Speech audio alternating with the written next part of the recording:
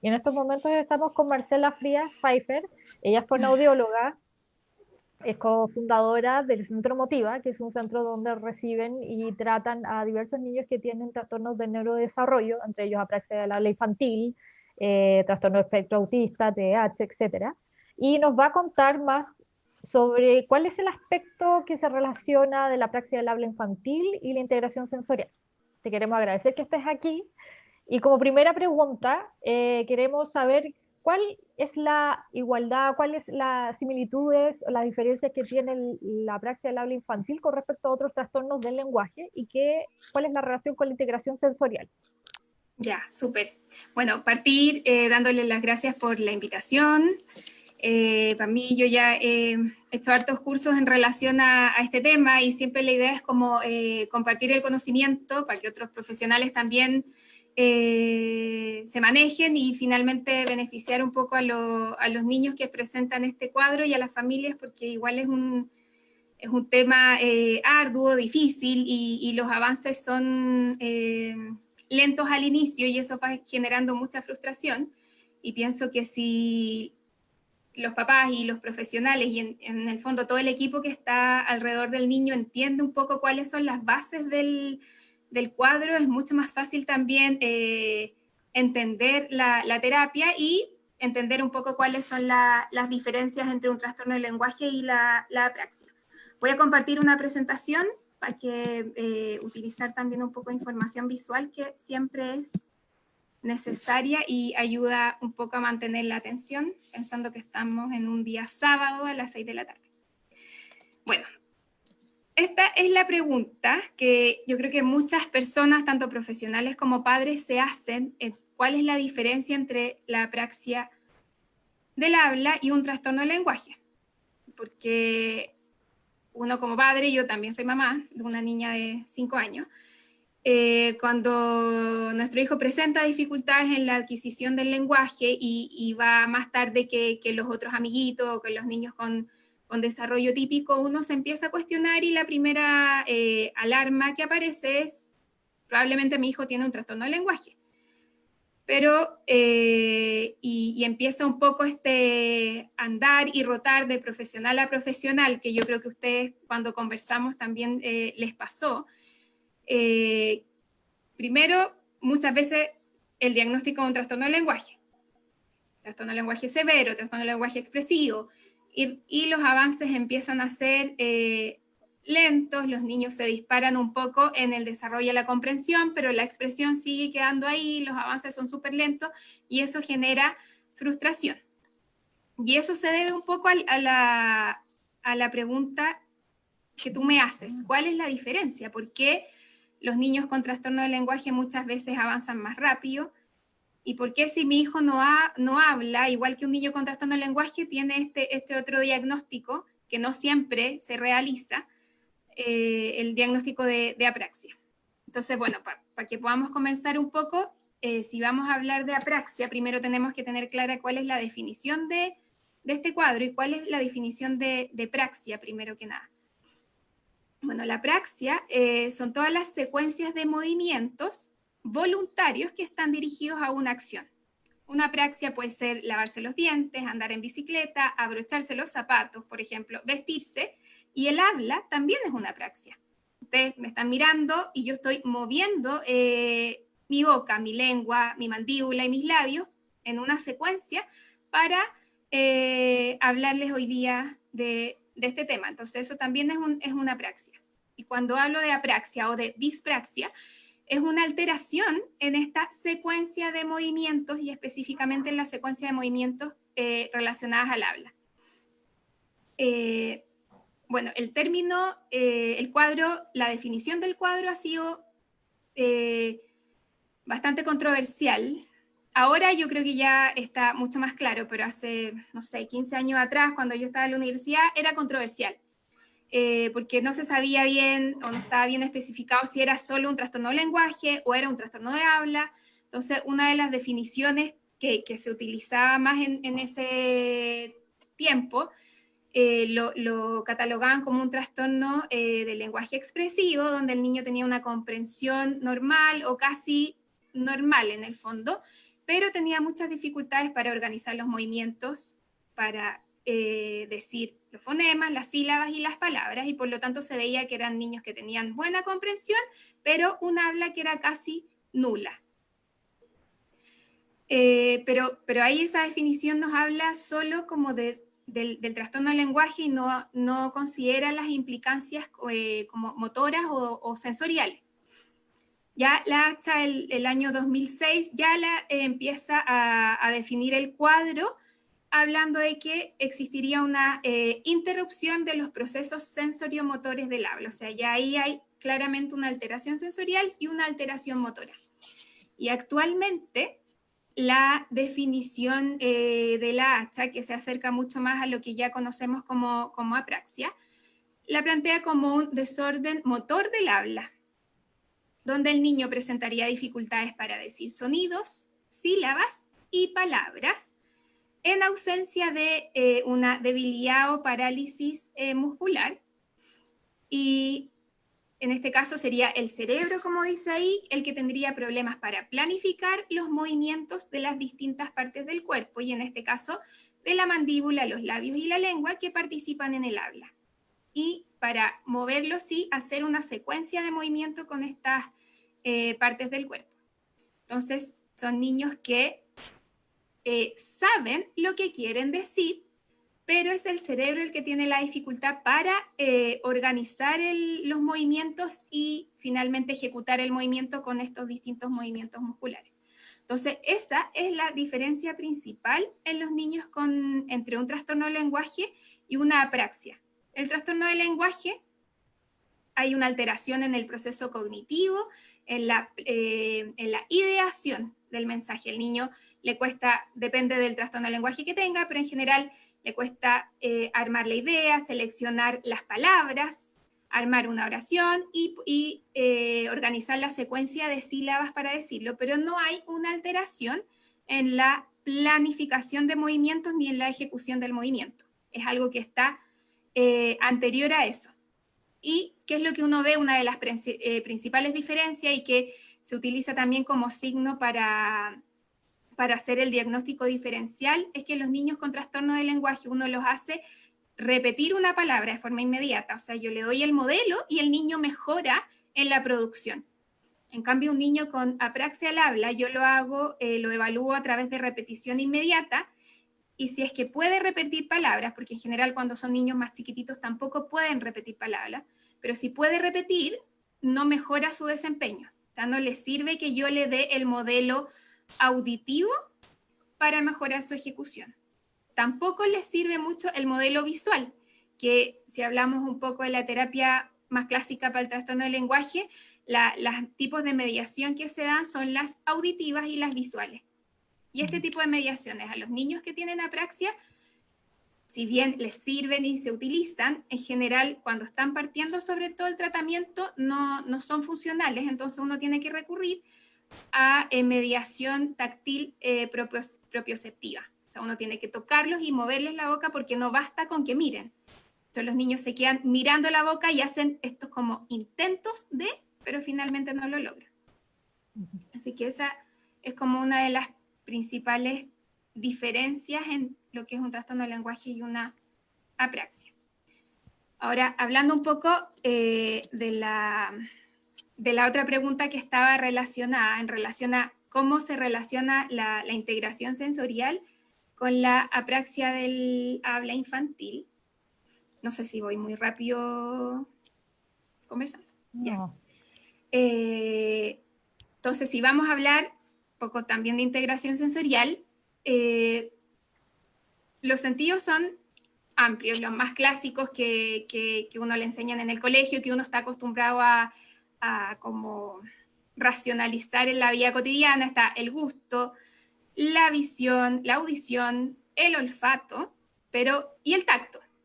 Son los sentidos más conocidos, pero también aquí hay otros sentidos más, que es el vestibular, el propioceptivo, y por acá está la interocepción. Les voy a explicar un poco los sentidos de los cuales vamos a estar hablando en este ratito.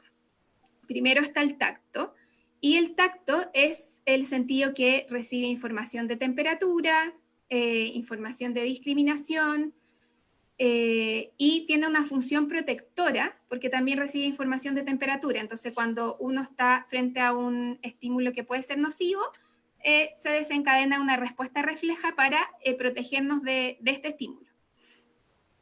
Es un estímulo doloroso también, por ejemplo, y este sentido es súper importante en el desarrollo de vínculos primarios. Cuando el niño nace, es el primer sentido que está más desarrollado, y es a través de esto donde el niño va desarrollando el movimiento, porque si pensamos, por ejemplo, en los reflejos, el reflejo de succión, que es importante para que el niño se alimente en un inicio, está mediado por un estímulo táctil, y se desencadena esta respuesta refleja, que es un movimiento.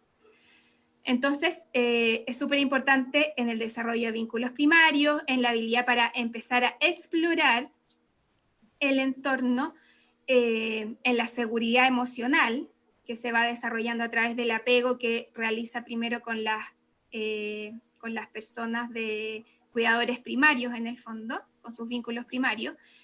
Es importante la seguridad emocional y en el desarrollo de los movimientos motores y sobre todo del habla, en los movimientos orales, en el fondo, pensando un poco que ya partimos hablando cuando les hablé de esto de la succión, por ejemplo. Después tenemos el sistema vestibular, que tiene que ver más que nada con la sensación de gravedad y con los estímulos que son de movimientos rotatorios y de aceleración. ¿Ya? ¿Y por qué son importantes? Porque también nos permiten desarrollar seguridad emocional. Si tengo un sistema vestibular que se está desarrollando de forma adecuada, yo me puedo mover con seguridad en el espacio.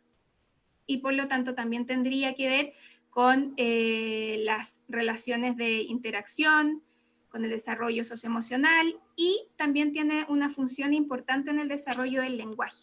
Entonces, si tenemos un niño que tiene alteraciones en el desarrollo, en la integración de la información vestibular que recibe, entonces vamos a tener un niño con probablemente un trastorno de desarrollo del lenguaje. Y tenemos también el sistema propioceptivo, que nos entrega información a través de la cocontracción muscular. Y participa tanto el sistema táctil como el propioceptivo, participan en el desarrollo del esquema corporal o la conciencia del propio cuerpo en el espacio. Eso es palabra simple. Yo ahora estoy sentada, no me estoy mirando, pero si me pica, no sé, el hombro, yo me lo puedo rascar y no necesito mirar mi brazo para ver cómo tengo que moverlo. Yo sé cómo están mis piernas y como sé, tengo esta conciencia de mi cuerpo también. Si quisiera pararme en este minuto, lo podría hacer. De forma controlada, evitando chocar con las cosas que hay en el espacio, porque esa es la conciencia del cuerpo en el espacio. Y esa conciencia también la necesitamos para hablar, y sobre todo para hablar, porque no nos miramos la boca al hablar. No sabemos qué está pasando con la lengua, con el paladar, con los labios. Entonces, si yo no tengo un buen esquema corporal oral, no sé qué es lo que está pasando con mi boca. Y si no sé qué está pasando con mi boca, tampoco puedo moverla de una forma organizada para poder decir las palabras. Y bueno, el sistema propioceptivo también es muy importante en la planificación y programación de los movimientos, y nos entrega información también de la fuerza y del timing o la duración del movimiento. Y eso también es súper importante en el habla. Si yo quiero decir mamá, por ejemplo, tengo que contraer los labios con cierta fuerza para que se genere el sonido. O papá, tengo que juntar y separar los labios con fuerza, que no es lo mismo que si voy a decir, por ejemplo, bebé. Entonces, ¿y cuánto tiempo va a durar ese movimiento? Y también es importante en el feedback o la retroalimentación posterior a realizar un movimiento. O sea, si yo realizo un movimiento, me escuché y me doy cuenta que no lo dije bien, el sistema propioceptivo de forma inmediata me avisa y me ayuda a autocorregirme. Entonces, los niños que tienen dificultades en integrar la información propioceptiva tendrían dificultades también en autocorregirse. Y si no me autocorrijo después, tampoco uno, cuando los niños empiezan a desarrollar el habla, van guardando la información de estos movimientos que hacen. Entonces, si el niño dice mamá, después de los niños empiezan a hacer como balbuceo, juego silábico y mamá, mamá, mamá, y después se dan cuenta que dijeron mamá y la mamá miró y se puso feliz, al tiro lo asocian a información emocional importante, pero también hay una información del movimiento motor que hicieron y la guardan, después de practicarla, la guardan en la memoria a largo plazo. Si no tengo esta como retroalimentación y este ajuste de los movimientos, no puedo guardarlo en la memoria a largo plazo. Entonces, cuando quiero volver a decirlo, tampoco puedo recurrir a este aprendizaje previo porque no está. Entonces, eso también es un punto importante en los niños que tienen apraxia al habla y que se nota cuando uno está haciendo como la intervención en el fondo, que hay ciertas palabras que a los niños que la podemos practicar. Tengo un niño ahora que veo en este momento y la palabra cama, que es una palabra súper frecuente, le cuesta mucho y tiende a decir mamá. Y porque finalmente él aprendió la palabra como mamá y cada vez que él ve la cama dice mamá y cada vez que yo le presento el estímulo, qué sé yo, entonces necesita mucha ayuda para aprender que es un movimiento que parte desde un movimiento de contracción con la parte posterior de la lengua y después tiene que cerrar los labios. Es una secuencia de movimiento difícil. Entonces, soy buena para irme por las ramas, chiquillas, así que ahí me van, si es que no se va entendiendo, ustedes me dicen. Pero en estos detalles pequeños es importante, porque de repente pasa Sí. eso con los padres, que los hijos se equivocan y dicen, pero ¿por qué esa palabra es muy fácil? Pero en verdad no es fácil para él. Claro. Entonces, bueno, y bueno, la interocepción, que no vamos a hablar hoy día de eso, pero como para que lo sepan, es un sentido que hace poco se está estudiando, entonces no hay mucha información, pero tiene que ver con las sensaciones internas que nos entrega el cuerpo, las sensaciones más viscerales, de hambre, de sueño, de sed, etc. Pero estos tres sentidos, el tacto, el sentido vestibular y el propioceptivo, y sobre todo el sentido táctil y el propioceptivo, son fundamentales para entender la sintomatología que observamos en los niños con apraxia. Bueno, hablamos entonces de todas estas sensaciones, que uno las separa un poco para poder entender a qué se refieren y el funcionamiento, pero en un niño uno no va a ver estos sentidos de forma separada. Y en una persona, en el fondo, en un individuo, nosotros recibimos todas estas sensaciones y el cerebro lo que hace es integrarlas, ¿cierto? Para poder funcionar de forma adaptativa y efectiva frente a las demandas que realiza el entorno en el fondo.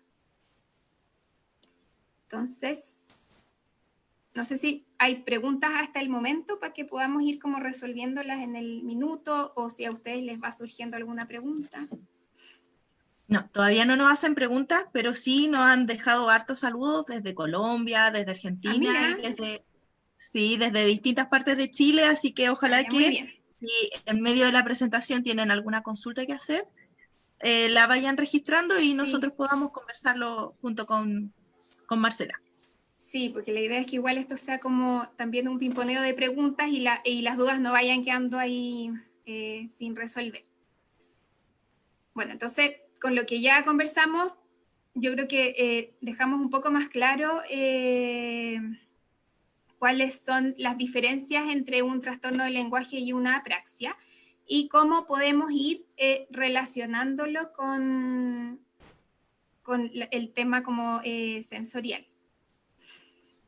Una de las preguntas también que en algún minuto me hicieron al inicio, ustedes chicas, era cuáles son como los signos o los síntomas que podemos observar en un niño que tiene dificultades sensoriales, ¿verdad? Sí, porque siempre cuando uno, por ejemplo, en el caso cuando uno la derivan a la terapeuta ocupacional, siempre le preguntan, que me imagino que tiene que ver con este tema de la integración sensorial, de que los niños tendrían sentidos distintos. Tienen, por ejemplo, les chocan ciertas texturas para comer o siempre pregunta si le molesta la etiqueta digamos, de la ropa. Claro, eso tiene que ver que el niño siente de manera distinta, qué aspectos tiene alterados en ese sentido, que el niño puede rechazar, tal vez luces, texturas de comida, etcétera. ¿Sabes? Básicamente Claro. la pregunta. Ya, bueno, igual yo se las voy a responder, pero yo no soy terapeuta ocupacional, así que como ahí... No, pero desde la fonoaudiología, desde la Sí, pues fonoaudiología. desde como social. la fonoaudiología, que es lo que uno puede ir observando. Bueno, hablando un poco en relación a los 3 sentidos fundamentales, un niño que tiene dificultades a nivel táctil, hay unas diapositivas más adelante que podemos revisar de forma más específica, pero lo que tenemos que tener claro un poco es cuál es el tipo de respuesta o de respuesta en relación a su umbral que tiene el niño en cada una de estas áreas. No todos los niños, no sé, deben haber escuchado un poco los niños que son hiperresponsivos, hiporresponsivos. Es un tema súper amplio y difícil como de acotar. Yo lo que traté de hacer es ir evaluando como por cada área cuáles son las cosas que podemos observar en un niño que tiene hiperrespuesta táctil, por ejemplo, pero no significa que vaya a tener hiperrespuesta propioceptiva e hiperrespuesta vestibular. O incluso que todos los días funcione de la misma manera.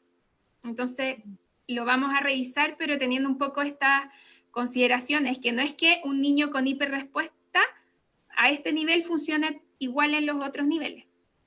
Y también va a depender un poco en relación al umbral que tiene, cómo busca regularse. Entonces, es como, se los resumí y estructuré como para que se entienda, pero es un tema bien, voy a cambiar un poco quizás hay que correr las cámaras, pero bueno, hablando, estos son los trastornos de la modulación sensorial, y a grosso modo tenemos niños que pueden tener una hiperrespuesta o una hiporrespuesta, dependiendo un poco del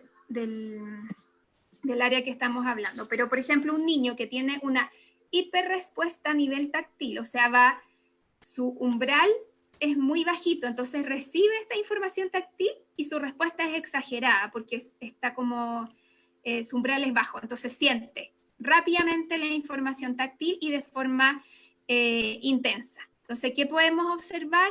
Por ejemplo, son niños que tienen dificultades en los cambios de temperatura, porque son extremos, o está frío o está muy caliente. Entonces se ve, por ejemplo, en la temperatura de la leche. A veces hay niños que cuando empiezan a introducir las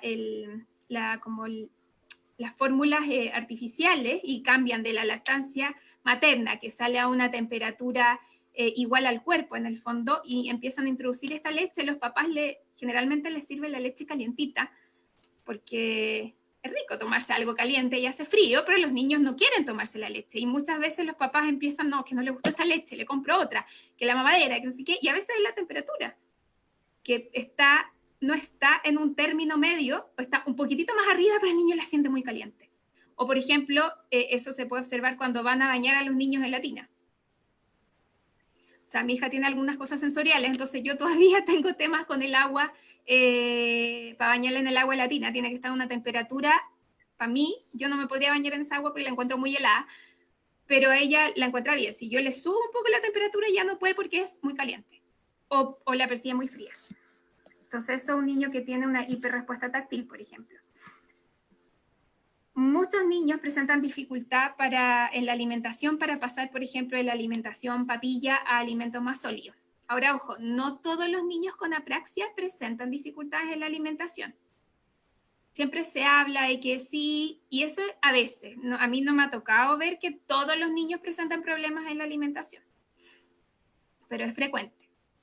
Sobre todo dependiendo un poco del funcionamiento sensorial que tengan asociado.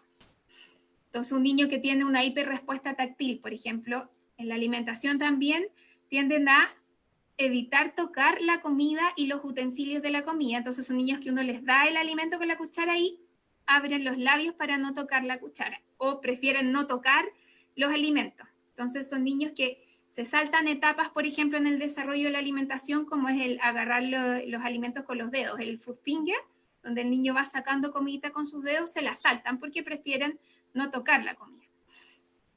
evita, como dice ahí, tocar las texturas, manipula lo menos posible, o se ve que es un niño como muy, que manipula con las puntas de los dedos, como que trata de no ensuciarse, por ejemplo. Evita, dependiendo un poco, evita tomar de un vaso sin tapa, por ejemplo, porque evita mancharse. O son niños que cuando van a tomar la mamadera, por ejemplo, no sé si han visto niños que necesitan acostarse de espalda para tomar la mamadera, porque en verdad lo que no pueden hacer es el movimiento de rotación del cuello hacia atrás, y eso es por un tema vestibular, o sea, les carga ese movimiento hacia atrás. Entonces necesitan estar acostaditos y bien como apoyados en el fondo para poder tomarse la leche. Sienten estos niños que tienen también una hiperrespuesta vestibular, sienten miedo cuando se sientan y quedan con los pies volando. Entonces muchas veces el niño no come, y no come porque está preocupado de controlar todos estos otros factores sensoriales que están alterando su funcionamiento. Se asusta, por ejemplo, cuando le hacen movimientos muy fuertes. Entonces, si yo tengo un niño que ya le cuesta, tiene dificultades para comer y más encima lo siento y lo empujo fuerte hacia la mesa, o quiero que se siente y qué sé yo, también ya partí mal, por ejemplo, con la alimentación, porque ya hay una reacción de rechazo y de hiperalerta y de tratar de regular todas estas sensaciones que me generó ese movimiento para poder comer. En cuanto al habla, que es como lo que nos convoca hoy día, un niño que tenga una hiperrespuesta, por ejemplo, Marce, te quería interrumpir un poquito porque hay personas que se han ido integrando ahora a la conversación. ¿Ya? Entonces nosotros estamos conversando con Marcela, que es fonoaudióloga, y estamos hablando hoy día de la integración sensorial.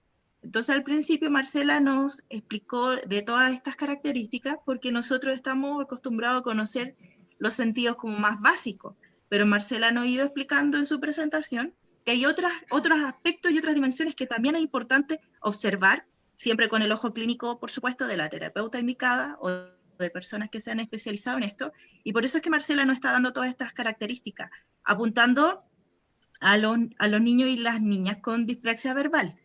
Una de las preguntas que nos estaban haciendo mientras que escuchábamos a Marcela, la explicó ella en el principio, que es sobre dispraxia y apraxia, y ella nos explicó específicamente qué eran las apraxias, qué eran movimientos. Nosotros en la página hablamos de dispraxia verbal, pero en general en la fonoaudiología se habla de la apraxia del habla infantil. En otros conversatorios que tenemos se explica más, como más desglosado eso, pero quería aprovechar de contestarle al papá que está escribiendo. Ahora ya, bueno, Marcela va a ir explicando más sobre el tema del área del lenguaje, pero quería poner un poco al día a las personas que se iban integrando, porque todos estos aspectos que Marcela va mencionando, yo creo que muchos de los que estamos escuchando, que tenemos hijos o hijas con dispraxia, podemos reconocer después cuando nos explican esta dimensión, vamos entendiendo, por eso mi hijo, no sé, se cubría los oídos cuando escuchaba un sonido fuerte, o por eso mi hijo se sentaba de esta manera o de esta otra. Entonces hasta ahora Marcela nos ha ido explicando de que cómo esos aspectos y poder integrarlos dentro de la terapia también ayudan con el lenguaje, son parte de la creación y de la articulación del lenguaje. Sí, y yo creo que entender el cuadro como tal, explicar un poco al papá, quizás no sé si resuelvo la pregunta específica, pero entre dispraxia y apraxia es lo mismo. Lo que pasa es que hace unos años atrás se hablaba de dispraxia porque es el como prefijo dis, habla de una alteración que se produce en el desarrollo, en el fondo, que no fue adquirida por un daño a nivel neurológico, por ejemplo, un accidente vascular, como es la apraxia del habla en el adulto, que se produce por una alteración anatómica en un área específica del cerebro. Pero en los últimos años ya no se habla tanto de dispraxia verbal, sino que se habla de una apraxia del habla infantil. Por eso han visto la sigla en español como AI, que es la abreviatura de eso. Pero es lo mismo, estamos hablando del mismo cuadro. Y bueno, también aclarar un poco antes de continuar que la apraxia del habla infantil, así como diagnóstico puro, a mí antes se hablaba de dispraxia verbal pura, en el fondo, que es un poco lo mismo, que el niño tiene solo alteración, solo tiene una apraxia y no tiene ninguna alteración más. Hablando un poco de esto y del aspecto sensorial, claramente sabemos que no son niños que tengan solo alteración en la organización de los movimientos del habla, porque hay una base o una causa en el fondo del cuadro. Y que también la apraxia está muchas veces asociada a otros cuadros. Es frecuente encontrarla en niños con síndrome de Down. Dime. Sí, es que precisamente también eso eran otras de las preguntas que nos estaban haciendo. Mientras tanto, que igual hoy día nosotras no íbamos a ahondar contigo sobre la conmorbilidad que se da muchas veces en la apraxia, pero sí mencionar a lo mejor que es muy frecuente en los niños con déficit atencional. Entonces, hay algunas preguntas que nos están haciendo que yo sé que las vamos a ir contestando más adelante en la presentación de Marcela, por eso que no te las hice, pero para que los papás que nos están acompañando y las mamás sigan atentos porque es parte de la conversación de hoy día. Claro, o sea, es un trastorno asociado, como les dije, a síndrome de Down, niños con trastorno del espectro autista, niños con síndrome, por ejemplo, X frágil, los niños con parálisis cerebral también presentan muchas veces una apraxia del habla asociada, y los niños con déficit atencional, una de las explicaciones que hay es que tienen un trastorno de integración sensorial. Ya vamos a ver un poco con las características que les puse en las principales áreas que tenemos que observar los fonoaudiólogos, que se asocia mucho también a niños con déficit atencional, que de hecho aparece aquí mismo. Entonces, cuando hay hiperrespuesta en relación al habla, hay dificultad para aprender las habilidades de motricidad fina. Y el habla es una habilidad de motricidad fina, son movimientos finos, secuenciados, los que tenemos que realizar. Acuérdense que al inicio yo hablé de que el sistema táctil y el propioceptivo estaban directamente relacionados con las destrezas orales. Dificultades para articular algunos sonidos.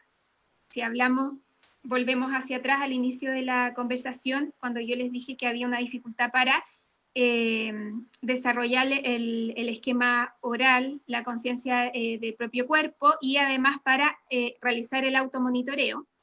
Si yo no sé qué es lo que está pasando en mi boca, por ejemplo, no puedo articular un sonido. O lo voy a articular, pero lo voy a hacer de forma imprecisa. Entonces, si no tengo este feedback que me va a dar el cerebro de lo hiciste mal, corrijamos, lo repito, y ahí lo guardo a la memoria a largo plazo, no me puedo corregir y no puedo aprender esta secuencia de movimientos para determinada palabra. Dificultades en la interacción social con los pares. Si tengo un niño que tiene una hiperrespuesta táctil, va a ser un niño que va a estar siempre en hiperalerta o temeroso de que lo vayan a tocar porque tiene una respuesta exagerada. O sea, si a mí me tocan, yo siento quizás que ese tacto que el otro niño me hace a mí me duele. Y solo me está tocando, pero a mí en verdad yo lo sentí como una amenaza. Entonces me alejo, no puedo jugar. Entonces son niños que tienen un perfil como mucho más tímido, entre comillas, pero no es que sean niños tímidos, eso es una característica que uno, de personalidad, que uno le adjudica. Pero hay cosas más a la base. Tienden a hacer un juego más solitario por esto mismo. Y porque también si no tengo habilidades para hablar, para decir lo que quiero, lo que pienso, y el otro, o hablo y el otro no me entiende, entonces también va generando este juego más solitario. Estoy más solo porque así no me enfrento a desafíos que no puedo responder. Historia de reflejos primitivos exacerbados. Los reflejos primitivos son los reflejos de bebés, por ejemplo. Entonces, el reflejo de Moro, cuando el bebé se va hacia atrás y saltan sus manitos, en general los niños que tienen una hiperrespuesta táctil, se ve en su historia que hay reflejos primitivos que son exagerados. O sea, a mí me pasaba con mi hija, que tiene una hiperrespuesta a nivel táctil ya trabajada por la terapeuta ocupacional, pero todavía se ven algunas señales, y en estos tiempos de cuarentena, donde los niños están muy encerrados, pareciera que esta vuelve o se intensifica. No sé si les ha pasado a los papás, pero a mí me ha pasado. Y mi hija, cuando era chiquitita, yo me acuerdo, yo veía su reflejo de Moro y era tremendo y interfería todo. Yo no la podía mudar sin que alguien me ayudara a agarrarle las manos, porque si no el reflejo se desencadenaba cada rato, yo la tenía durmiendo y este reflejo se desencadenaba incluso durmiendo, entonces la despertaba finalmente. Entonces, uno si mira hacia atrás a sus hijos, quizás también hay algunos que puedan encontrar este tipo de características o de respuestas. También ahí aparece mutismo selectivo, entre comillas, pero son niños que, si tengo esta hiperrespuesta táctil, o hiperrespuesta también, por ejemplo, vestibular, donde el movimiento, el exceso de información visual, y además, sobre todo en el jardín, por ejemplo, en el jardín de niños, son niños que tienden a quedarse callados, porque no están tan, no sé, como con hiperalerta o como asustados, entre comillas, que se quedan ahí como medios tímidos o calladitos, o tienden a ser agresivos para defenderse y que el resto del entorno no los toque. Les cuesta establecer contacto ocular y muchos tienen déficit atencional. ¿Y déficit atencional por qué? Porque están controlando todos los aspectos o situaciones que pasan alrededor y están tratando de regularse, entonces no pueden atender a las demandas del entorno. ¿Regularse cómo? Desde estar en una situación de parálisis o buscando movimiento para regular toda esta información que me está llegando y que no puedo integrar, procesar ni integrar, entonces no puedo poner atención a las demandas, ¿cierto? Entonces son niños que en el jardín siempre es como comentaba, que no entienden las indicaciones grupales, entonces tengo que acercarme y dárselas de forma individual. Muchas veces es por esto. No digo que siempre lo sea, pero nada es tan totalitario, pero muchas veces coincide con esto. Todas estas características que tú nombras, Marcela, me hacen pensar en que además todo esto hace confundir mucho el cuadro de nuestros hijos.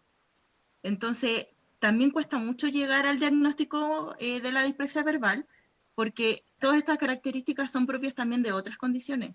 Entonces, el tema de que te dicen que tiene mutismo selectivo, de que le cuesta hacer contacto visual, muchas veces a mi hijo, por ejemplo, le dijeron que estaba dentro del espectro autista.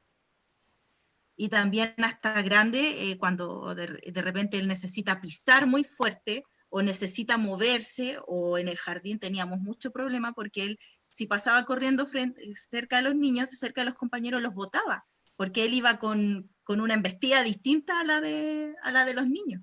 Entonces, claro, todas esas características que tú nombras, yo las puedo reconocer fácilmente en todo lo que pasamos con nuestro hijo. Lo que pasa es que, claro, acá yo les estoy hablando de un trastorno en el procesamiento sensorial, y que es más macro que la apraxia en el fondo, y está a la base.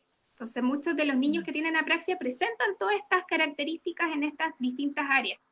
Aunque se los quise mostrar para ampliar un poco la visión de lo que es la apraxia del habla, porque a mí me pasa mucho, o sea, me llegan papás con niños que no hablan, y que yo no parto diagnosticando la apraxia, porque siempre he dicho un diagnóstico complejo y que uno no puede hacer ese diagnóstico a la primera.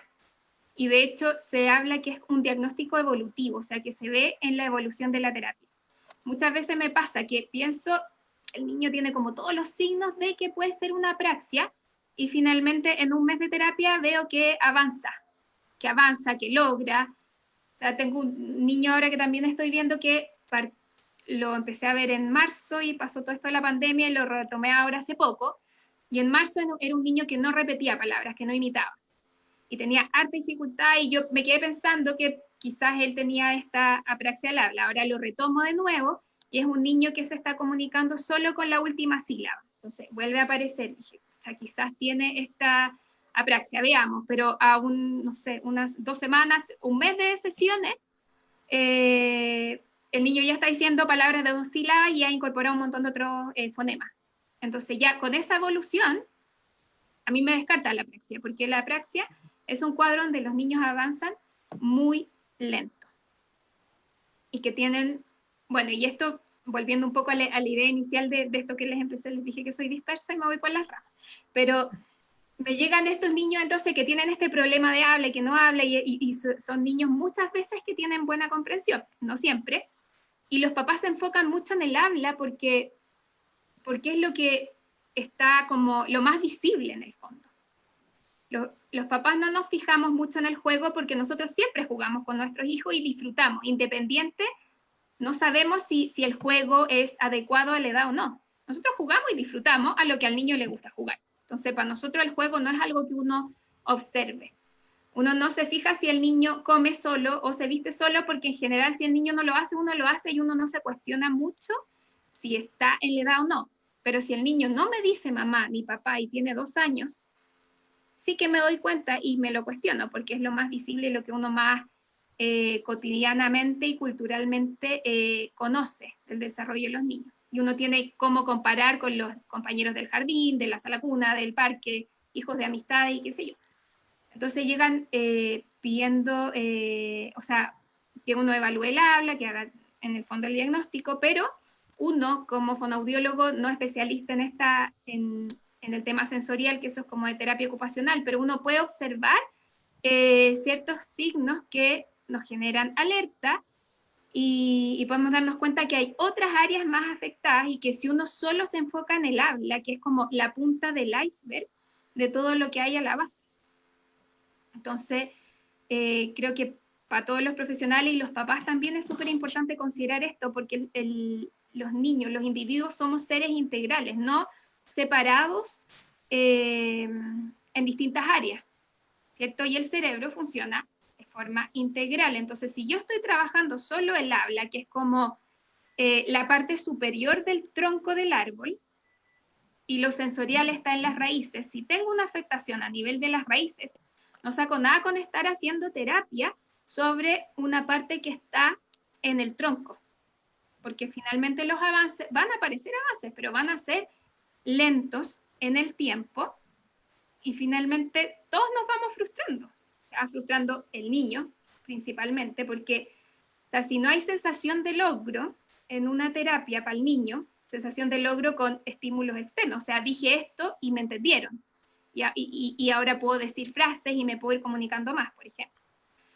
Y lo mismo para los papás, si ven que la terapia no avanza, finalmente se cambian de profesional, pensando que el profesional era el que no tenía las herramientas, que también puede ser, y se van a otro profesional y vuelve a pasar lo mismo, y al final se va perdiendo tiempo que es súper valioso, y que a lo mejor si el niño, en vez de cambiarse de fonoaudiólogo, hubiese realizado también terapia ocupacional y se hubiese trabajado en dupla, se hubiese potenciado mucho más los avances.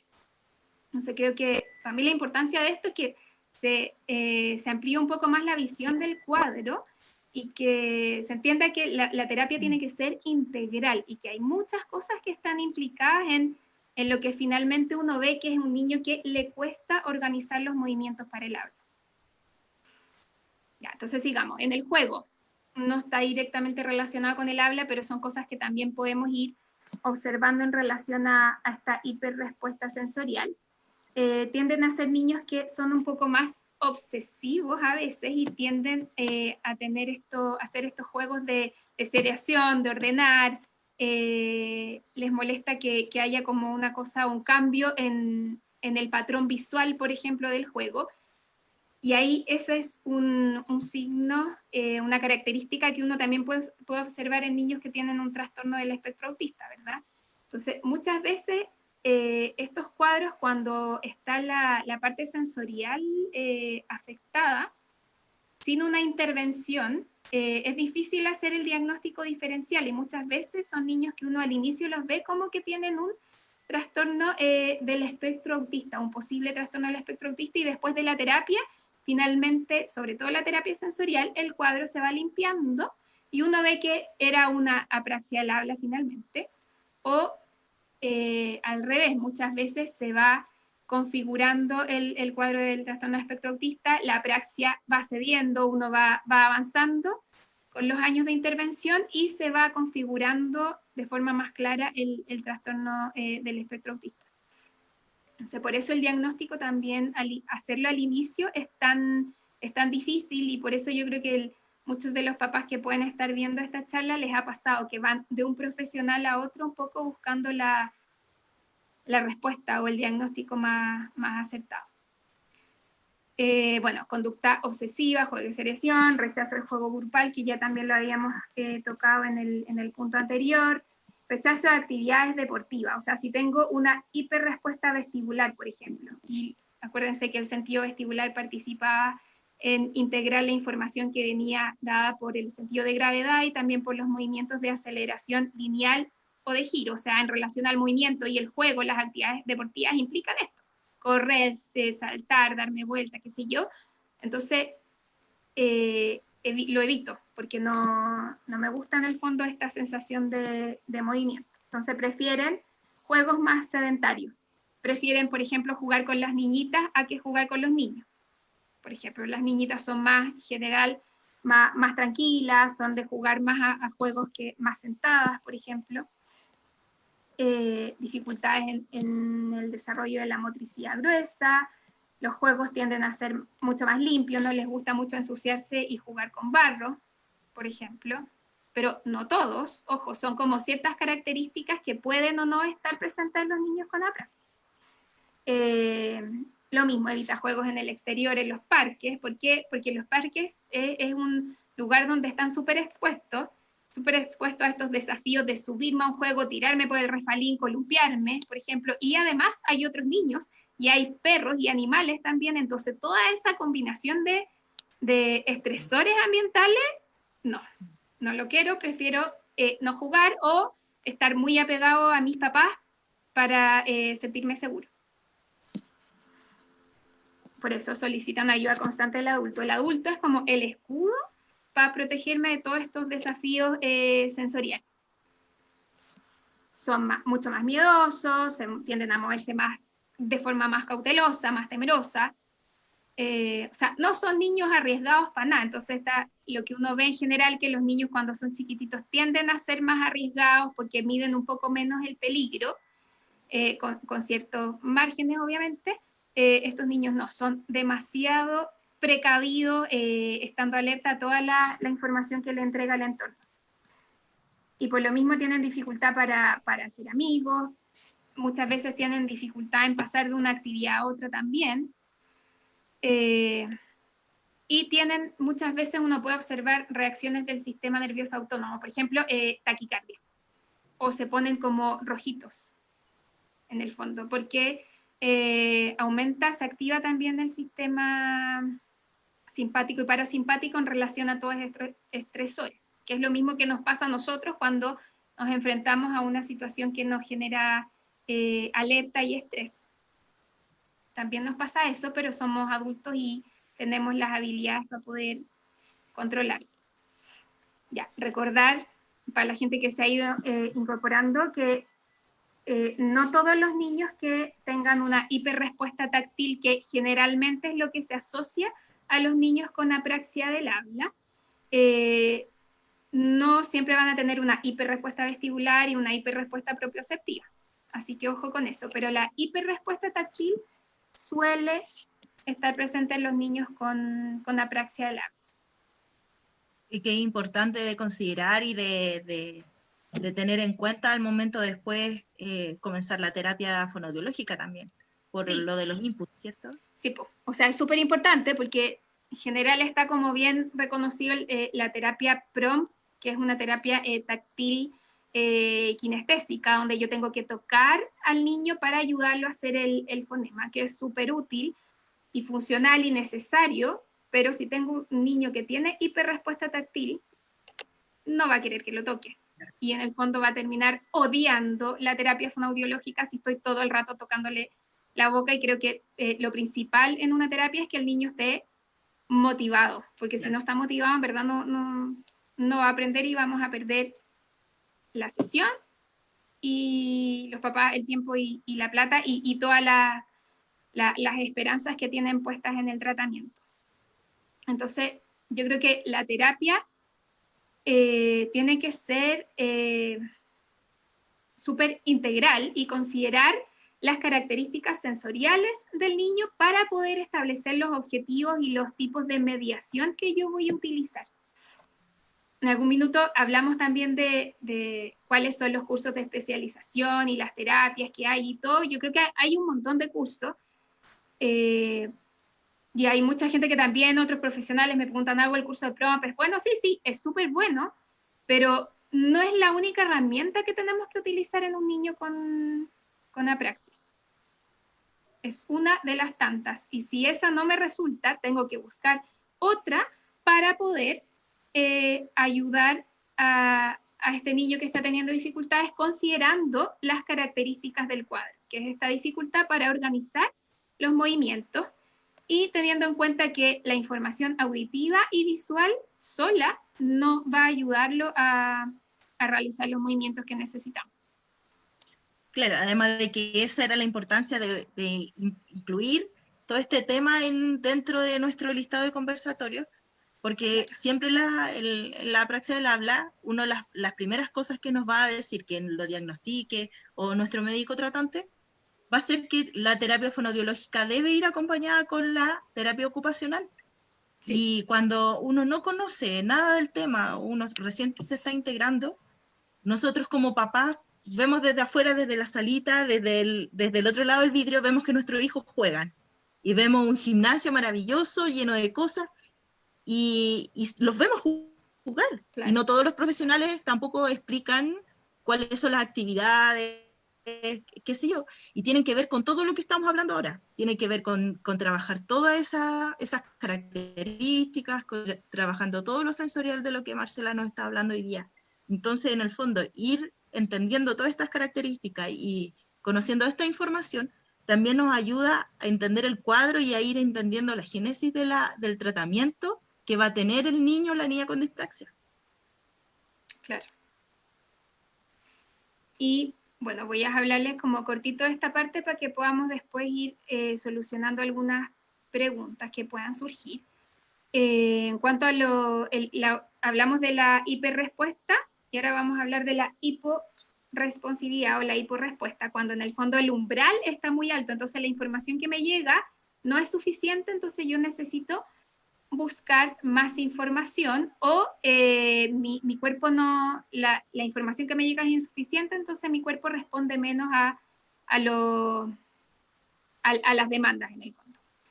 En relación, voy a partir por lo del habla, en el fondo, que es lo que estamos conversando hoy día. Si tengo una hiporrespuesta a nivel táctil o vestibular, voy a tener un retraso en la adquisición del habla y del lenguaje. Acuérdense que al inicio, cuando partimos, yo les dije que participaban en el desarrollo del habla y del lenguaje. El lenguaje va a tender a ser poco organizado. En general, los niños con hiporrespuesta tienden a ser, no todos, pero tienden a ser más buscadores de información. Entonces son niños que tienden a moverse mucho, sobre todo si su forma de regulación es activa. Entonces, buscan información, se mueven, entonces no pueden estar atentos al entorno ni a la conversación. Entonces, sus ideas tienden a ser vagas y no secuenciadas y poco organizadas, igual que su atención. Por eso ahí aparece dificultades para secuenciar la conversación, para mantener el tema de conversación. Algunos tienden a hablar mucho, pero finalmente su idea tampoco está organizada. Entonces aquí tenemos más dificultades a nivel pragmático y de discurso conversacional, que no es lo que observamos mucho en los niños con apraxia, porque acuérdense que los niños con apraxia del habla tienden a presentar una hiperrespuesta táctil. Dificultades, por ejemplo, para inferir información del entorno, como no estoy atento al entorno, porque estoy atento a buscar la información que mi cuerpo, mi cerebro me está pidiendo, no pongo atención, entonces hay información que no puedo inferir o desprender del entorno. No siguen las reglas conversacionales, como por ejemplo respetar el turno, por esto mismo. dificultades para presentar atención a las necesidades del interlocutor, o sea, no, son niños que, los niños con hiporresponsividad, que no pasa con los niños con apraxia, ojo, tienden a hablar mucho, a veces tienden a hablar mucho de un tema y no se dan cuenta si el interlocutor quiere opinar, si está aburrido o si, etcétera, porque no están pendientes de la persona que los escucha. Dificultades para reconocer el espacio personal del otro, entonces tienden a veces a aproximarse mucho a la otra persona y se tiran encima, o niños que se ponen a mirar, no sé, el celular que está usando el otro niño, por ejemplo, o quitan los juguetes, como son poco respetuosos con el espacio. Y bueno, lo mismo que aparece antes, dificultades en el discurso narrativo, o sea, no pueden, si uno les pregunta qué hiciste en el colegio, les cuesta mucho narrar lo que hicieron, porque gran parte de su atención no estuvo puesta en lo que pasó en ese día muchas veces. Entonces, si no estuve atento, no lo guardé en la memoria y no lo puedo después relatar, por ejemplo. En cuanto a la alimentación, si es un niño, hay muchos niños con apraxia que tienen un bajo registro oral, que no tiene que ver con la hiperrespuesta. A veces sí hay hiperrespuesta táctil, pero hay también un bajo registro, entonces no sé qué es lo que está pasando en mi boca. Como yo les decía, entonces si voy a comer, necesito llenarme la boca para tener más información y poder comerme ese alimento, por ejemplo. O me guardo comida en la boca porque es como que como no sé lo que pasa, no sé que ahí hay comida, entonces me voy como acumulando un poco y después trago la comida y me atoro, por ejemplo, o se me cae parte de la comida. Muchas veces, como hay este bajo registro o esta hiporrespuesta, cuando el umbral es muy alto, no reaccionan ante ciertos olores que son molestos o ante sabores fuertes. Entonces, hay muchos niños que cuando yo indago un poco en la alimentación, las mamás me dicen, no, si come, no sé, pepinillos, come cosas, le gustan siempre las cosas como con sabores muy fuertes, o comen, no sé, estas cosas que es pepinillo con, ¿cómo se llama? Picle, que es, o sea, ni yo como eso, porque el sabor es demasiado intenso, pero los niños comen eso, o comen ají, o comen cosas así como muy particulares para un niño, con sabores muy intensos, y es porque en verdad no los sienten tan intensos, en el fondo, por este bajo registro. Se tragan alimentos enteros, ahí dice reacción nula ante alimentos picantes o muy ácidos, por ejemplo, no sabe dónde están los alimentos en la boca. Muchas veces si se están alimentando o están comiendo, están hablando, moviéndose, porque están en esta constante búsqueda de movimiento. Muchas veces aumenta el nivel de alerta luego de comer alimentos con sabores fuertes. Y esto es una de las cosas que cuando se habla de terapia más desde el enfoque sensorial para la apraxia, muchas veces sugieren que antes del tratamiento el niño coma ciertas cosas que son picantes o como ácidas o gomosas, que el niño necesita masticar mucho para aumentar el registro oral. Se habla, por ejemplo, del agua con gas, porque el gas también aumenta el registro oral. Y en algunos casos yo los he usado cuando los papás permiten que los niños coman dulces y cosas así. Estas gomitas que son ácidas, las uso a veces al inicio, al partir la terapia, porque eso aumenta la sensación oral y por lo tanto después yo puedo favorecer a que el niño logre de mejor manera los ejercicios o las actividades que yo voy a realizar. Muchas veces tienen bruxismo, esto que es apretar los dientes, porque con eso estoy buscando información para regularme. Y el bruxismo es una búsqueda de información propioceptiva. Muchas veces son más desordenados para comer, se ensucian, etc. No sé si ven que hay algunas cosas que los niños con apraxia presentan de esta como diapositiva, de estas características que estoy hablando ahora, y otros presentan de la anterior, porque nada es, en relación al funcionamiento sensorial, nada es como tan cuadrado en el fondo. Entonces se van presentando características de una y otra área dependiendo del funcionamiento o respuesta sensorial que tengan en uno u otro sentido. Y en relación al juego, toman los objetos muchas veces con mucha fuerza o con poca fuerza, porque acuérdense que cuando hablé del sistema propioceptivo que participaba en regular el timing y la fuerza de movimiento. Entonces a veces son muy bruscos y tienden a romper las cosas, pero es porque no regulan la fuerza. O son muy bruscos, por ejemplo, para jugar con los otros niños, pero no son agresivos, sino que no regulan la fuerza con que yo voy a tocar al otro niño. Tienen dificultades para copiar instrucciones o en la imitación. Y eso se ve mucho en los niños que tienen apraxia, o sea, les cuesta imitar también los movimientos del habla. Entonces muchas veces son niños que parten la terapia sin tener la habilidad de imitar sílabas o de repetir sílabas, por ejemplo.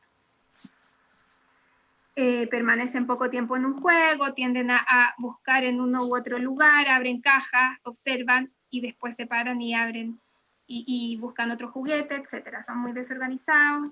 Estos niños, como tienen una hiporrespuesta, tienden a ser más arriesgados, no miden el peligro, tienen dificultades en los juegos que requieren anticipación, porque en general no están atentos a la respuesta del otro y tampoco pueden regular la respuesta de su cuerpo. Entonces, por ejemplo, jugar a la pelota, no logran anticipar el movimiento de soltar las manos para recibir la pelota, por ejemplo. Y en general estos niños con hiporrespuesta les agrada más ensuciarse, no tienen temas con eso. Y si hay un bajo registro oral, tienden a ensuciarse mucho la boca y no se dan cuenta, ¿no? Entonces, son hartas las características que podemos observar que van más allá de solo el habla y que nos pueden ir hablando un poco de esta como condición que es mucho más, más global al desarrollo del niño.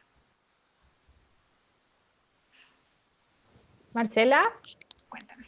estos perfiles que son, en el fondo vendrían a ser como una especie de sombra de la apraxia del habla infantil, que que van a acompañar al niño, y todos estos problemas asociados que pueden llegar a ser problemáticos van mutando en el tiempo a medida que el niño tiene terapia o tiene algún tipo de tratamiento. O sea, claramente sí. La terapia en el fondo va generando estos cambios en el desempeño. No te puedo hablar mucho de lo sensorial porque no es en relación a la terapia de integración sensorial porque no es mi área, pero es lo que uno observa. O sea, que de los niños que he tratado yo y que los derivo a terapia ocupacional, uno observa, por ejemplo, que el discurso empieza a ser mucho más organizado, que para el niño es más fácil incorporar los movimientos, por ejemplo. Ahora, no todos los niños que yo he tratado con apraxia del habla han tenido terapia ocupacional, también depende un poco del grado de alteración que tengan a ese nivel. Pero yo sí siempre trabajo el aspecto sensorial relacionado al habla. De hecho, cuando uno habla de la terapia del habla, hay 3 áreas que son súper importantes. La sensorial, la motora, el control motor oral, y la organización o secuenciación o la parte como más de morfosintáctica, o sea, la organización y secuenciación de palabras en una oración. ¿Y por qué es tan importante? Yo creo que ya se han dado cuenta muchos de los especialistas o papás que están escuchando que la gran diferencia también entre una terapia para un trastorno de lenguaje o de habla más clásico y un niño con trastorno con apraxia es que si yo voy a trabajar, por ejemplo, una dislalia o la dificultad para articular, por ejemplo, el fonema L, en un niño con una dislalia yo logro que el niño ponga la lengua arriba, haga el sonido, diga la sílaba y finalmente empiezo a practicar el sonido en distintas posiciones y el niño lo logra. Tanto en posición inicial en palabras de 2 sílabas, de 3 sílabas, en posición medial y después como cuando está cerrando la sílaba. Y después en oraciones, en el fondo. Y ese proceso es relativamente rápido dependiendo del niño y del sonido, pero generalmente es rápido. En un niño con apraxia, a mí no va a bastar con que el niño logre hacer la L, por ejemplo, porque muchas veces lo hacen. El problema está en integrar el sonido y secuenciar el movimiento. Y si lo logran en palabras de 2 sílabas, después yo tengo que trabajarlo, sí o sí, de forma más específica en palabras de 3 sílabas o en posición intermedia y después dentro de una oración. porque el niño puede lograr decir las palabras sueltas, pero al pedirle oración, como finalmente la secuencia de movimientos es más larga, ya no lo logro. Y la parte sensorial, porque es muy importante favorecer primero el desarrollo de esquema oral. El niño tiene que saber qué es lo que está pasando en su boca para poder mejorar la organización del movimiento. Y sobre todo si necesito ayudarlo a hacer el movimiento, también necesito disminuir un poco esta hiperrespuesta táctil para poder considerar ese apoyo, esa mediación también, que es súper importante. O sea, hay terapias, por ejemplo, la de colocación oral, donde uno utiliza ciertas herramientas, objetos en el fondo que uno pone en la boca para ayudarle al niño a realizar un movimiento. Por ejemplo, en la O uno puede poner un tubito con ciertas medidas para que el niño logre hacer el movimiento de la O, y después yo saco eso, pero tengo que, por ejemplo, también hacer una ayuda táctil. Y así uno, en la terapia uno va quitando de a poco las ayudas en la medida que el niño va logrando el aprendizaje. Esa terapia, la colocación oral, la hace cualquier tipo de fonoaudiólogo acá en Chile, porque yo me acuerdo que estábamos buscando Es un curso. terapia en general por niños, apraxia habla infantil, y salió esa terapia, pero no la he visto mucho en realidad. Es que De la experiencia que yo he tenido acá en el grupo con Paz, que hemos hablado, nunca la he escuchado. O sea, la he visto en imágenes, pero no. O sea, es que hacen cursos y las terapias las hacen los profesionales que han hecho el curso en el fondo, o que se manejan en el uso de estas herramientas. Es lo mismo que el prompt. El prompt tiene que hacerlo un profesional que haya hecho el curso introductorio, por lo menos, para que manejen las maniobras, porque si no... Entonces, yo creo que sí es algo importante que tienen que hacer los padres, es como informarse de esto, porque me ha pasado muchas veces que también yo les pregunto a los papás como qué estaba trabajando en la profesional anterior, o qué estaban trabajando en la escuela de lenguaje, qué sé yo, y me han dicho muchas veces prompt. Y yo les he preguntado, ¿y qué es prompt? Y me han definido prompt como las praxias donde el niño tiene que mover la lengua de un lado para otro, sacar la lengua, hacer globitos con los cachetes, que se sabe que eso no es tan funcional en relación a la apraxia. Y claro, entonces yo creo que eso es importante, como que los padres se aseguren un poco de estas cosas. Y hay un montón de fonoaudiólogos que han hecho los cursos de TalkTools, que es como ¿cómo se llama? El curso donde se trabaja el tema de la colocación oral. Sí, pero es importante destacar, porque estaba viendo un poco, estaba haciendo la pega del trabajo de la Paz, de ver un poco los comentarios, que había una persona que estaba viendo y que decía que tenía a su hijo en terapia hace mucho tiempo. Y yo sé que nosotros hemos conversado antes, y tú dices que, por ejemplo, tus pacientes no los tienes por mucho tiempo. Entonces, no, los que tienen apraxia, apraxia, sí, los tengo años, en verdad, por lo menos 2 años. pero por lo menos 2 años, pero hay gente que puede tener sus hijos 3, 4 años, y creo que tal vez una observación, tal vez es bueno no solamente ver las técnicas que maneja el fonoaudiólogo, sino también el dinamismo del fonoaudiólogo, darse cuenta cuál es la técnica que le sirve a ese niño específico. O sea, es que y yo si creo estás que... viendo un fonoaudiólogo que siempre hace lo mismo y no hay avance, por eso también es una de las razones por que los papás vamos migrando de profesión a profesional. Claro, y también yo creo hay que que igual fijarse en como estas que cosas. yo creo que hay hartos factores en relación a los avances que pueda presentar un niño.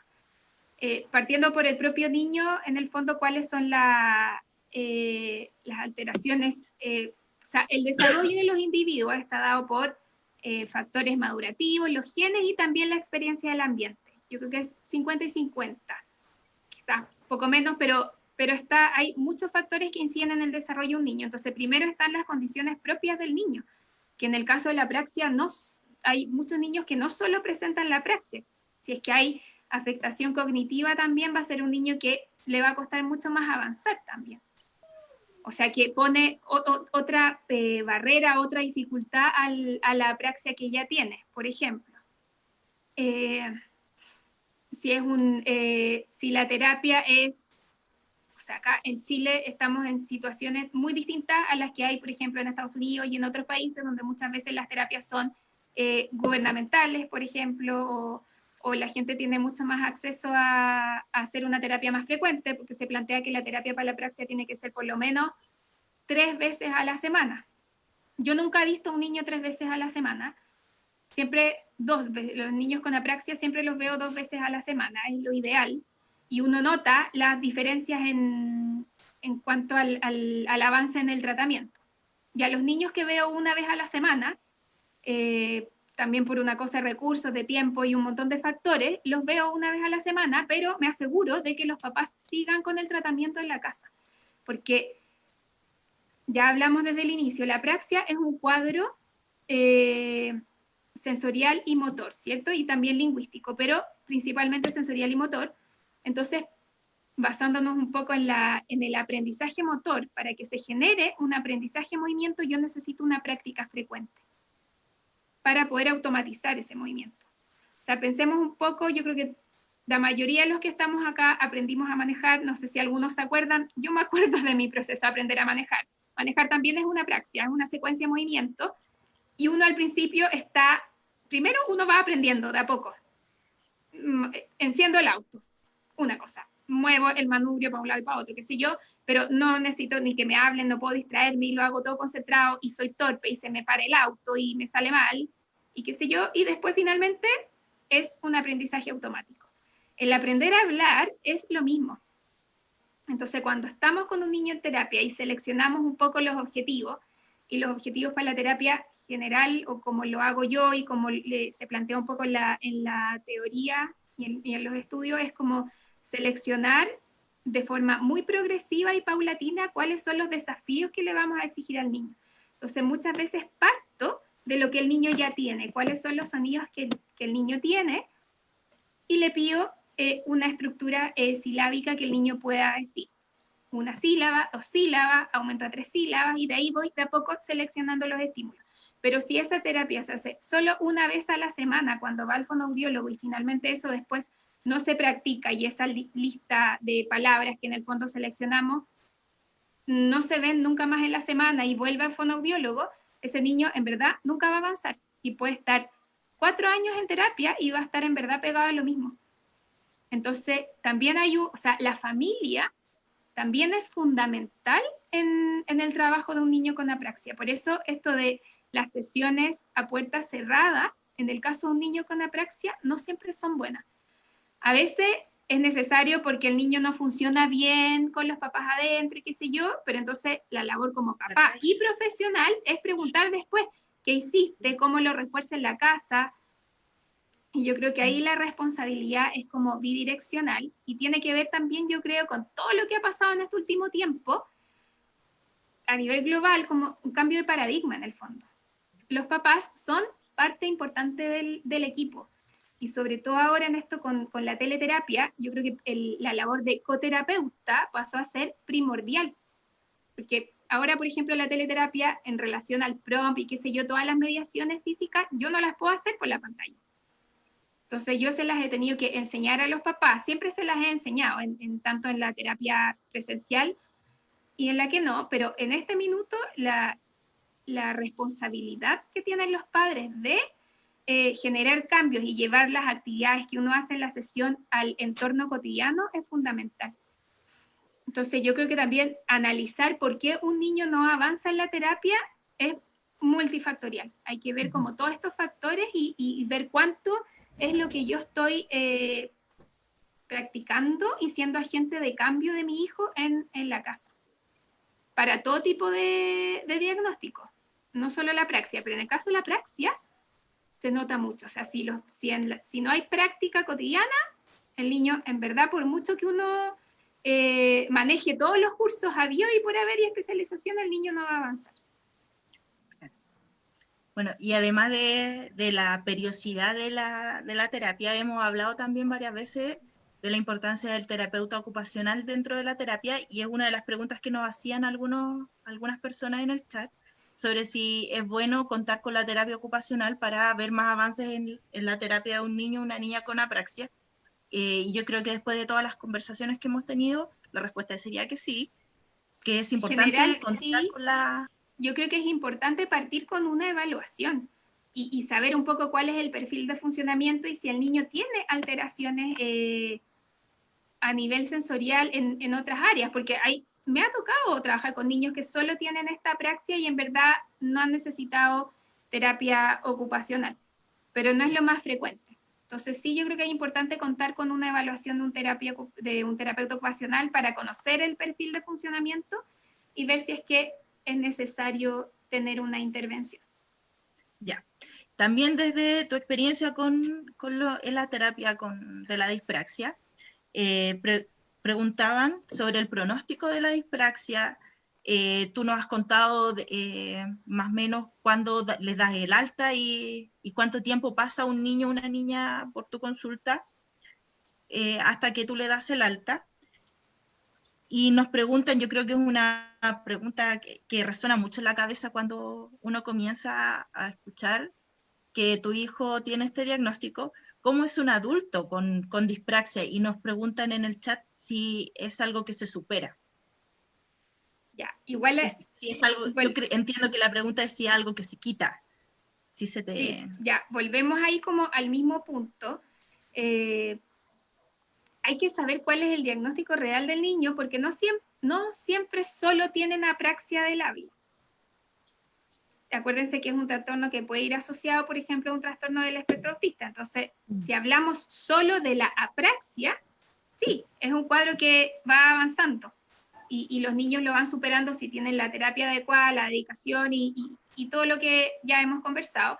Es un cuadro que se supera. Yo he dado de alta a un montón de niños con apraxia, pero claro, son más o menos 2 años.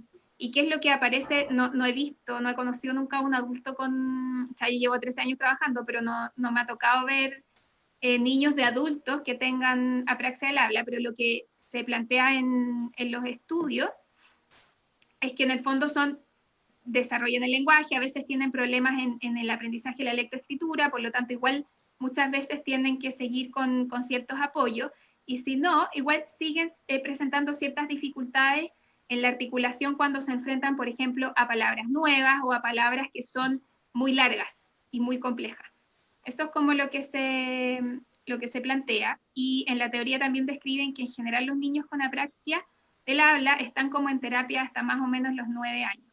No es lo que me ha tocado ver, he tenido niños que los doy de alta a los 5, 6 años a veces y ya están bien en el fondo. Y no los he recibido de vuelta para trabajar de nuevo las dificultades.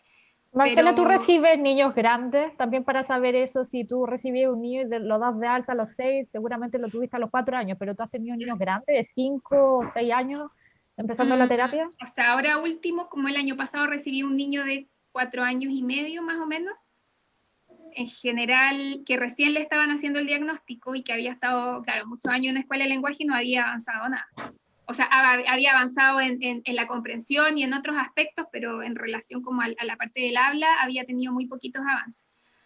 En general me llegan niños más chiquititos, como de 2 años y medio, 3 años. Yo creo que es algo que hay que partir tempranamente, mientras, como en todo diagnóstico, en todo cuadro, mientras antes, mejor. No esperar hasta los 3, hasta los 4. Muchas veces hay profesionales más del área médica que prefieren esperar hasta los 3, pero eso igual ya ha ido como cambiando.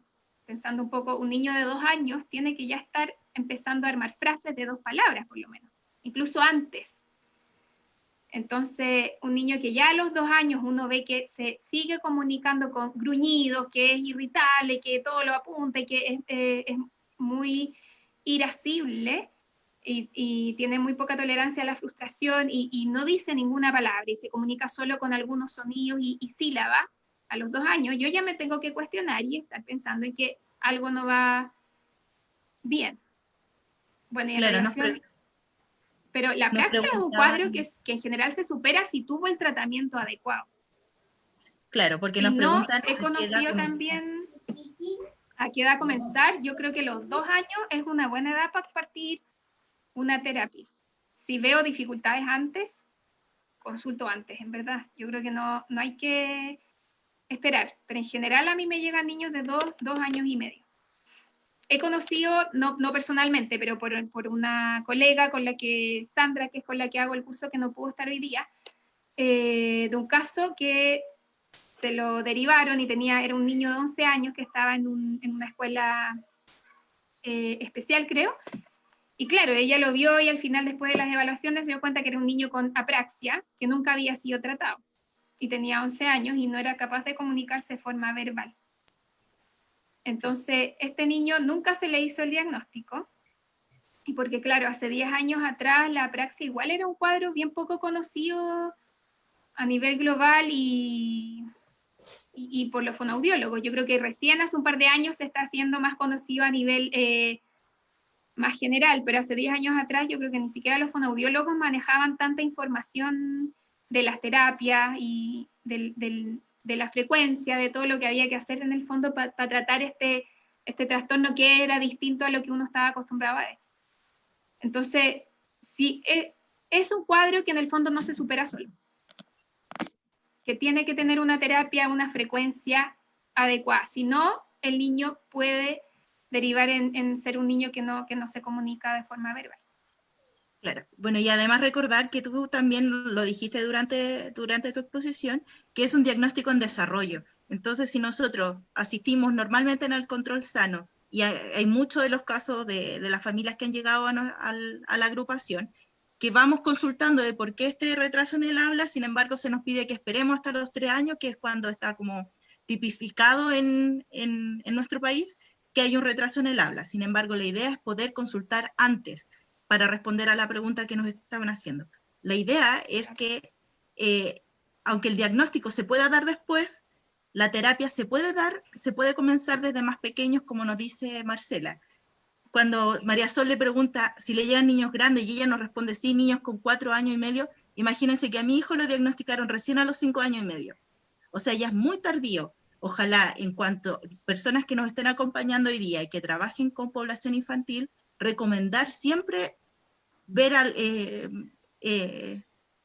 aconsejar a la familia la consulta de un terapeuta ocupacional o una fonoaudióloga ya desde el 1 año y medio o los 2 años.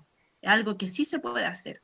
Hay alguna, y lo de los adultos con dispraxia, me quedo con lo que dices tú de que a largo plazo pueden quedar algunas dificultades en la fluidez de sus discursos. Claro. Igual a lo largo de su vida van a requerir de apoyo, más allá del alta que le dé la fonoaudióloga, porque ya la terapia ya está, las herramientas están dadas. Sin embargo, hay situaciones en las que su lenguaje, su habla va a tener que ser más espontánea, y ahí puede generar alguna dificultad.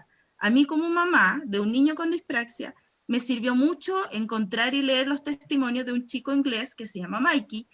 Su página la hemos recomendado y la hemos mencionado varias veces en nuestra propia página, porque él nos cuenta desde su experiencia, y él nos va diciendo que, por ejemplo, cuando él tiene que leer algo que él escribió, su discurso es mucho más fluido. Sin embargo, cuando él tiene que contestar preguntas, porque ha participado en distintos congresos, ahí presenta alguna dificultad. Sí, aunque ya tenga todas las herramientas, hay alguna dificultad ahí en su discurso. ¿Hay algunas preguntas más específicas, Marcela? No sé si las podrías contestar, o si nos podrás orientar. Voy a intentar. Nos preguntaban, es que me llamó la atención porque es una de las características que habíamos hablado antes sobre la musculatura orofacial. Por eso me llamó la atención la pregunta, y dice, ¿en qué se diferencia un niño de Down de 5 años si tiene apraxia o falta de musculatura facial, o si pueden ser ambas? Y si es más difícil de diagnosticar. ¿Me dijiste un niño con síndrome de Down, me dijiste, o no? Sí, ¿O escuché mal? Sí, un niño con Down. Ya, como falta de musculatura, eso no me quedó claro. Es que los niños con síndrome de Down, de por sí, tienen una musculatura facial más hipotónica, con un menor tono, ¿cierto? Entonces tienen menos fuerza para realizar el movimiento. Muchas veces tienen la neuroanatomía es distinta, y tienen muchas veces la lengua más grande, por ejemplo, y eso también dificulta el habla. Y como yo les dije al inicio, pueden, además de esta condición que es inherente al síndrome de Down, pueden presentar también una apraxia. Entonces ahí se dan las dos cosas. A mí no me ha tocado trabajar con niños síndrome de Down con apraxia, pero sé que se da y es bien frecuente. Super. Y ahí, claro, las dificultades en este caso, como el alta en el fondo no se logra porque hay una condición de base también que neuroanatómica y de esto de la hipotonía, uno puede ir compensando y mejorando eso. Pero en el caso de un niño con síndrome de Down, las dificultades en el habla van a estar siempre en el fondo. Claro, pero superando y compensando. Claro, pero además en la apraxia habíamos hablado que no es su dificultad para hablar, no tiene que ver con su tono muscular. No tiene que ver con su tono muscular. Ya. No. También otra persona nos pregunta... Muchas veces, en relación al tono, los niños con apraxia pueden presentar un tono muscular más bajo, pero no como una hipotonía clínica como tal. Claro. Nos preguntan si pueden haber características de ambas reactividad, si criterios de hipo y de hiperresponsividad. Sí, o sea, como les dije al inicio, yo hice esta clasificación como para ordenarlo un poco, pero el tema sensorial en un niño es súper complejo, lo tiene que ver en el fondo un especialista en el área, un terapeuta ocupacional que sea especialista en integración sensorial, y un niño puede perfectamente tener una hiperrespuesta táctil, a nivel de tacto en el fondo, pero puede tener una hiporrespuesta vestibular o una hiporrespuesta propioceptiva, por ejemplo. Y por lo que yo sé y lo que he conversado con amigas terapeutas ocupacionales, tampoco es igual todos los días en el fondo, ni a cada momento, porque es un trastorno en la modulación sensorial, que tienden a tener estos tipos de perfiles, pero no hay ningún niño que tenga hiperrespuesta en todo, ni hiporrespuesta en todo. Entonces, por eso tiene que ser un especialista el que determine. Lo que yo les puse hoy día es como ver ciertas características y señales que pueden estar relacionadas y que nos dan una visión más amplia. No sé si se responden las preguntas que están realizando. Espero que estén... Bueno, vamos a seguir contestando de todas maneras, porque ya igual hemos aprovechado harto el tiempo con Marcela, ha sido bien extensa la conversación, los comentarios de usted y esta exposición también va a quedar grabada, así que nosotros vamos a seguir comentándoles, enviándoles respuestas, si quieren nos pueden escribir, nosotras con María Sol les vamos a tratar de acompañar y de ayudarlos con la información. Bueno, yo estoy en el grupo de WhatsApp de ustedes, así que cualquier duda que pueda surgir después también puedo ir contestándola por ese medio. Sí, y bueno, para ir finalizando, espero que les haya ayudado a comprender con respecto a las terapias que hacen nuestros hijos, todo lo que nos contaba Marcela de la importancia de la integración sensorial para entender la hipraxia verbal en su multidimensionalidad, en todas estas características que no pasan solamente por lo oral, por lo que escuchamos de nuestros hijos, la importancia de la persistencia en la terapia, en el tiempo, en la periodicidad, de que tiene que ser constante, de que me gustó mucho entender el tema del diagnóstico como un diagnóstico en desarrollo, porque también cuando nos enfrentamos con esta dificultad que tienen nuestros hijos, a veces nos quedamos muy pegados en tratar de entender por qué ocurre, que no entendemos cómo se conforma todo esto, si va a dejar de tener esta condición en algún momento. Así que espero que todo esto que fuimos conversando nos ayude a ir entendiendo y aceptando a veces también que esta va a ser una condición que va a acompañar a nuestros hijos, a nuestras hijas de por vida, que tiene un buen pronóstico en la medida que tenga las terapias adecuadas y que tenga el apoyo de la familia, y también ojalá que más adelante también el apoyo de las políticas públicas, que en algún momento tú lo mencionaste, con respecto a a las herramientas que no todos tienen. No sé si María Sol quieres comentar. No, sí, destacar lo mismo que tú dijiste y aparte también el aspecto que destacó Marcela acerca del acompañamiento que tiene que tener la familia con respecto a las terapias, ya para que no solamente exigir la periodicidad, preocuparse de eso, sino también que la familia se vaya involucrando, eso es muy importante. Y vamos a notar también en parte de las próximas sesiones tal vez involucrar a una persona que tuvo dispraxia verbal y que ahora sea adulta, porque de hecho en el grupo de WhatsApp nuestro hay una persona, entonces de ¿En repente serio? podríamos... Sí. Y es ya una persona que incluso hace talleres de vocería para personas, imagínate, para autoridades, así que es algo que realmente es una condición que se puede superar y ser lo más parecido a un habla neurotípica. O sea, yo he dado de alta un montón de niños que tienen un habla igual que un niño con desarrollo típico. Pero hablando solo de la condición de apraxia, eso es claro, por supuesto, sí. Siempre como enfatizar.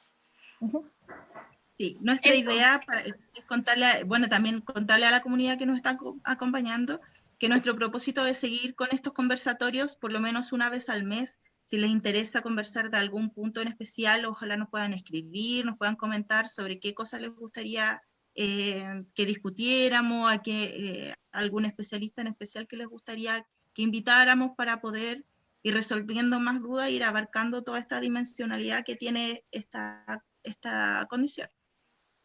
Te agradecemos, Marcela, mucho por tu gracias tiempo, por la por tu invitación, disposición, sobre todo muchas porque... gracias, muy esclarecedor todo este aspecto nuevo que hemos visto de la dispraxia verbal. Sí, además de que nos vamos quedando con un calorcito en el corazón desde que tú nos dices que nos va a ir acompañando, porque van surgiendo muchas, a medida que más vamos entendiendo, nos van surgiendo más dudas y más preguntas, y además de que... Eso pasa. Sí, queremos más. Además de que necesitamos todas estas voces para ayudar a nuestros hijos también a hacer notar su propia voz. Así que te agradecemos, le agradecemos yo a todos. Creo que mi principal idea, y lo conversamos siempre con Sandra, que es mi colega que no pudo estar, es en el fondo que esto lo manejen los profesionales, los papás, porque la idea es que hagamos una terapia que sea adecuada para sacar a los niños adelante, pues que no pase que sean niños que no pueden, que saben lo que quieren decir y no pueden comunicarlo, no. Y considerar también el uso, que no lo dije, pero de comunicación alternativa en el proceso de terapia, yo creo que también es un punto importante a considerar. Creo, ustedes hicieron alguna charla, parece, de eso hace unas semanas atrás. Sí, los invitamos a todos a revisar el resto de el resto de la batería de conversatorios que tenemos en la página. También a seguir a Marcela en el Centro Motiva. También ahí pueden encontrarlas en las redes, porque también van subiendo constantemente información, así que va a estar buenísimo y que también la puedan seguir. Así que ahora vamos a ir terminando, agradecidos de todos, espero que lo puedan compartir. Nos costó sacarlo hoy día, no sé qué. no sé qué pasó. El internet estaba en nuestra contra, pero la conversación estuvo muy buena. Muchas gracias por la información y espero que los papás, las mamás que nos acompañaron, y me incluyo, no vayamos después por la vida diciendo, sí, va a terapia a jugar, porque no, son un montón de aspectos súper importantes los que estamos tratando. O sea, y ahora vamos a tener las herramientas para contar si están trabajando la integración sensorial con nuestros hijos. Se trabaja a través del juego, pero no es siempre con un objetivo. Claro, así que muchas gracias, vamos a dejar de transmitir en este momento. Chao, muchas gracias por acompañarnos. Chao, chao.